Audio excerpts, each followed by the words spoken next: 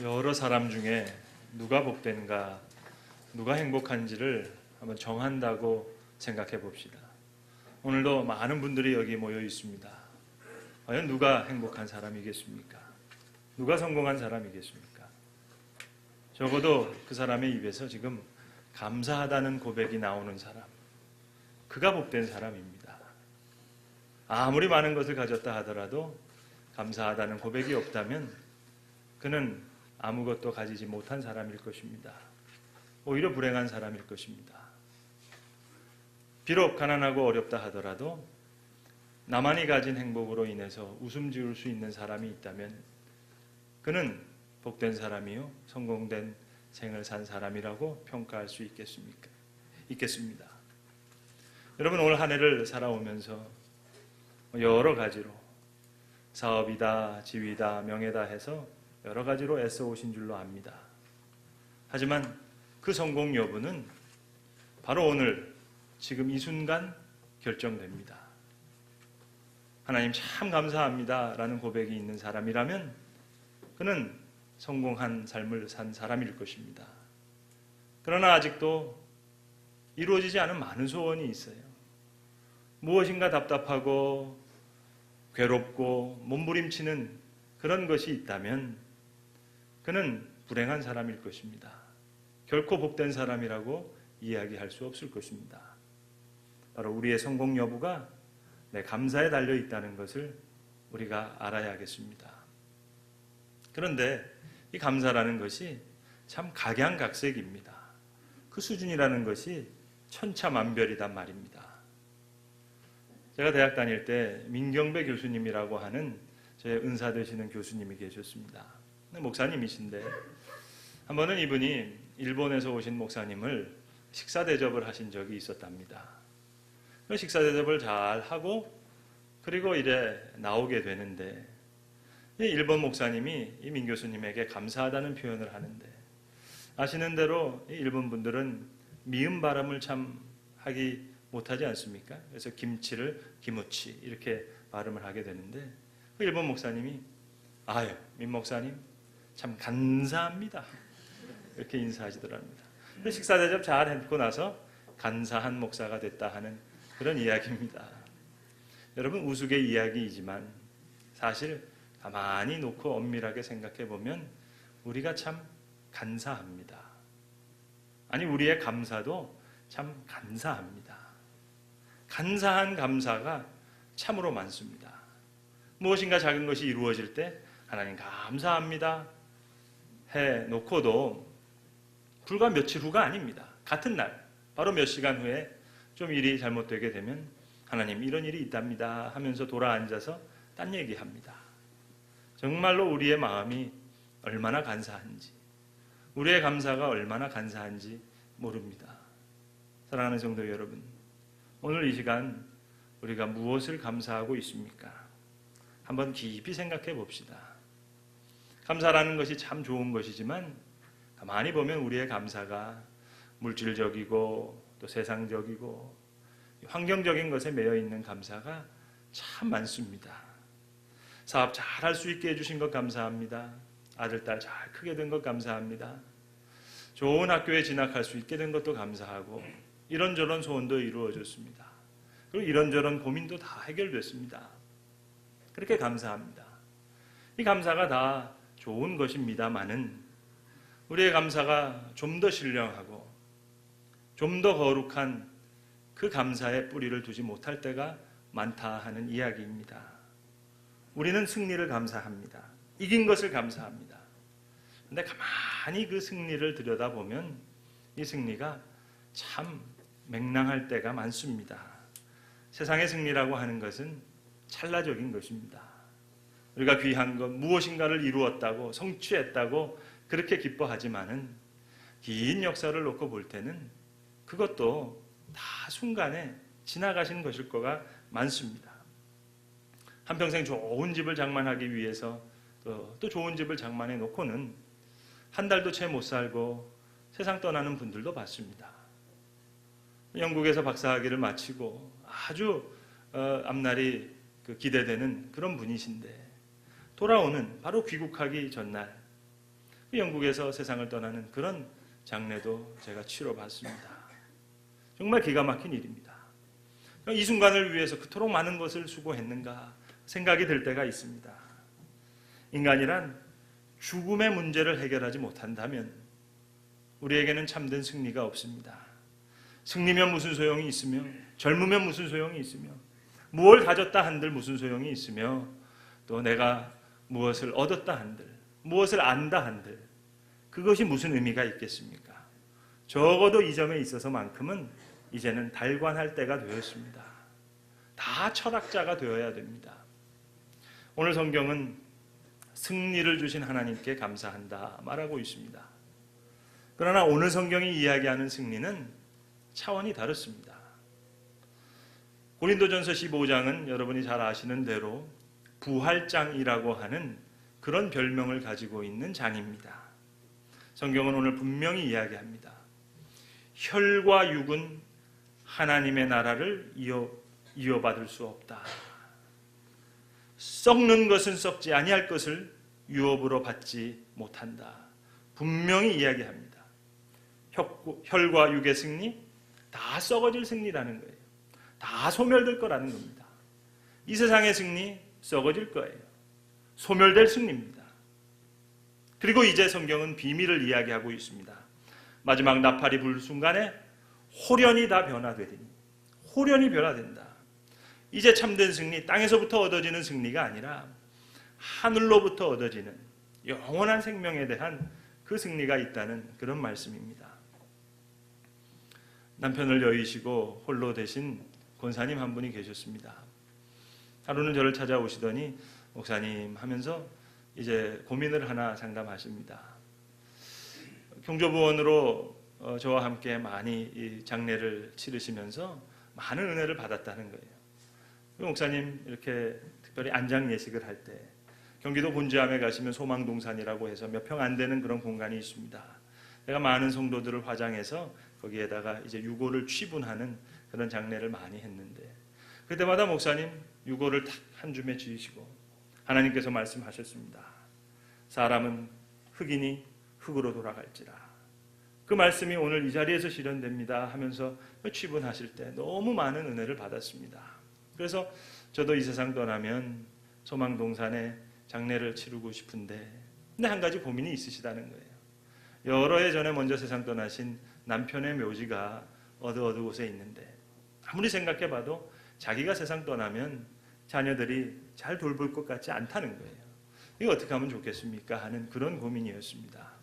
그래서 제가 권면하기를 권사님 그렇다면 날을 정해서 돌아가신 남편의 기일을 맞이해서 그 유골을 좀 수습해서 이장해서 소망동산에 안장하면 어떻겠습니까? 그렇게 얘기가 돼서 이제 날짜를 정하고 미리 그 남편의 무덤을 파헤쳐서 유골을 수습해서 이제 그 기일에 맞춰서 안장 예배를 드리기로 다 결정을 했습니다. 그 안장 예배를 드리는 바로 그날 아침입니다. 권사님이 다시 찾아오셨어요. 목사님, 그러면서 고민을 이야기하시는 거예요. 저도 괜찮고 제 자녀들도 다 예수를 믿기 때문에 괜찮은데 이제 예수 안 믿는 시동생들이 이 안장 예배에 참석하게 될 거라는 겁니다.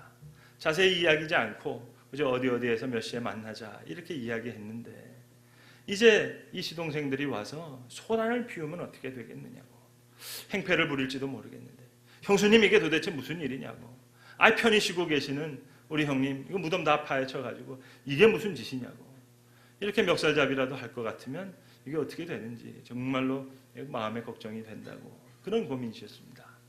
제가 권사님을 위로하고 걱정하지 마시라고 그저 하나님께서 좋은 복음 전할 수 있는 기회로 삼게 해달라고 기도만 하시라고 그렇게 이제 위로를 하고 이제 안장 예배를 드리게 됩니다. 예전대로 제가 늘 여느 때와 마찬가지로 안장 예식을 드리게 됩니다. 유골 한 줌을 쥐고 말씀합니다. 하나님께서 말씀하셨습니다. 그리고 이 돌아가신 고인은 예수를 믿으셨고 부활 소망을 갖고 계신 분이셨습니다.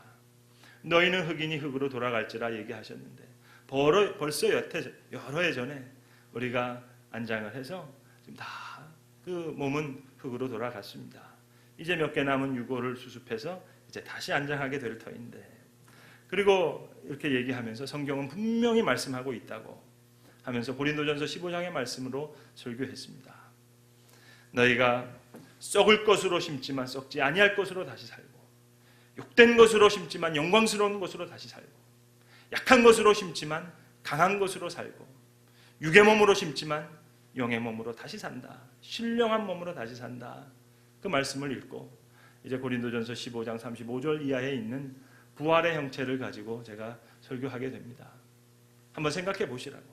여러분이 한평생 사과라는 것을 본 적이 없다고. 그런데 사과 씨앗을 지금 하나 앞에다 놓고 내가 아무리 유창한 언어로 사과의 모습을 그린다고 할 때, 설명한다고 할 때 당신이 사과를 머릿속에 그릴 수 있겠냐고. 그래서 성경은 이야기한다고. 썩을 것으로 심고 썩지 아니할 것으로 다시 살고, 욕된 것으로 심고 영광스러운 것으로 다시 삼는다고. 여기 계시는 당신들의 형수 되시는 이 권사님 그렇게 믿음을 갖고 계시고, 당신들의 조카 되는 이 자녀들이 그 믿음을 갖고 계신데, 그래서 이제 함께 유고를 여기 취분하고자 하는데, 바라기는 같은 믿음으로 이렇게 취분에 참석하시면 좋겠다고 그렇게 말씀을 드렸더니 이 시동생들이 다 쫄래쫄래 다 나오더니 그렇게 유고를 취분을 하는 거예요. 그리고는 이제 식사를 하기 위해서 자리를 이동하는데, 그 중에 시동생 되시는 분 한 분이 저한테 와서 이야기를 합니다. 목사님, 오늘 안장 예식 제가 은혜 많이 받았습니다. 어디서 또 들은 풍어른이 있어서 은혜 많이 받았다고 그렇게 이야기하시더라고요. 그러면서 한 가지를 질문해요. 네, 목사님, 제가 목사님 설교하시는 것을 유심히 자세히 들었는데 정말로 그리스도인들은 부활을 진짜로 믿으시는군요. 그러시더라고요. 그럼 진짜로 믿지 가짜로 믿습니까? 큰 충격을 받으시는 것 같아요. 다음 주일날 보니까 교회 나오셨더라고요. 여러분, 오늘 성경은 호련이 되어진다고 말씀합니다. 호련이 변화되는 승리, 개선이 아니에요. 진보가 아니에요. 뭔가가 지금 발전된다는 개혁이 아닙니다. 완전히 달라지는, 진화되고 발전되어서 좋은 때가 오겠다 하는 그런 얘기가 아닙니다. 순식간에 주님이 오실 때 호련이 변화된다. 우리의 의식에 넘어서 변화되는 그 변화를 이야기합니다. 변화하게 될 때 나팔 소리와 함께 주님 이 땅에 오실 때 우리가 옷을 입는 것처럼 부활의 몸을 입는다. 호련히, 창조도 호련히, 부활도 호련히. 사랑하는 성도 여러분, 참된 승리란 오직 부활밖에 없습니다. 만일 부활이 없다면 아무것도 아니에요. 영생이 없다면 이 세상의 승리 아무런 의미가 없지요. 부활만, 모든 가치, 모든 의미는 부활에만 있습니다. 그래서 오늘 성경은 분명히 이야기합니다. 썩을 것은 반드시 썩지 아니할 것을 입겠고, 죽을 것은 반드시 죽지 아니함 것을 입을 것이다. 이 썩을 것이 썩지 아니할 것을 입고 죽을 것이 죽지 아니할 것을 입을 때에 사망을 삼키고 이기리라 하신 말씀이, 기록된 말씀이 이루어지리라. 여러분, 사업 잘 되고 건강해서 그래서 감사하다는 이야기가 아니 옳습니다. 돈 벌어서 감사하다는 이야기가 아니에요. 내 아들 딸 잘 됐다는 얘기가 아닙니다. 부활이 있음으로 해서 감사한다. 그 승리를 감사한다는 얘기예요. 그것이 없으면 세상에 진리도 없고 승리도 없고 참도 없고 의도 없습니다. 뭐니 해도 부활 같은 확실한 승리가 없어요. 왜요? 세상의 승리라는 것은 순간적이니까요. 그래서 우리가 흔히 하는 말 중에 영원한 승자는 없다, 그런 말이 있지 않습니까? 승자가 됐는가 하면 패자가 됩니다. 어쩌면 세상의 모든 역사가 승자의 역사가 아니라 마지막은 패자의 역사예요. 가졌는가 하면 잃고 됐는가 하면 망하고, 세상의 이치는 그런 겁니다. 아는 것 없이 아는 척, 된 것 없이 된 척, 그렇게 살다가 유명무실하게 가는 거예요. 그저 하나의 환상에 불과합니다. 참 승리라는 것은 엄격한 의미에서 예수 부활밖에 없어요. 부활 생명밖에 없어요. 그 외의 승리, 어떤 일로 보아도 그것은 승리가 아니 옳습니다. 한낱 지나가는 꿈과 같은 거예요. 그래서 오늘 성경은 얘기합니다. 우리 주 예수 그리스도로 말미암아 내게 승리를 주신 하나님께 감사하노라. 부활의 약속. 다시 무슨 말이 필요하겠습니까? 이 엄청난 은혜 앞에 감사하는 거예요. 순교해도 감사하면서, 이제 못 살아도 감사하고 어차피 잠깐 지나가는 생입니다. 그리고 저 앞에 있는 부활의 세계가 환하게 열리면서 이제 내가 그것을 실제적으로 확실한 세계로 알고 감사하는 거예요. 그래서 오늘 성경은 우리에게 권면하고 있습니다. 주의 일에 더욱 힘쓰는 자가 되라. 왜요? 이것은 헛되지 않으니까. 부활이 있기 때문에 오늘이 헛되지 않습니다. 부활이 있기 때문에 죽음이 헛되지 않습니다. 많이 배웠습니까? 죽음과 함께 그 배움 다 사라질 거예요. 많이 벌어놓으셨어요? 죽음과 함께 다 사라질 거예요. 명성이 높으세요? 그것도 죽음과 함께 다 사라질 것입니다. 작년에 있었던 일입니다. 교회 개척하고 얼마 지나지 않았을 때인데 80 넘으신 권사님 한 분이 폐암으로 이제 임종을 하시게 됩니다. 급한 전화가 왔어요. 목사님 오셔서 좀 기도해 주시면 참 감사하겠습니다. 그래서 부랴부랴 서울대병원에 차를 몰고 갔습니다. 오후 시간이 됐습니다.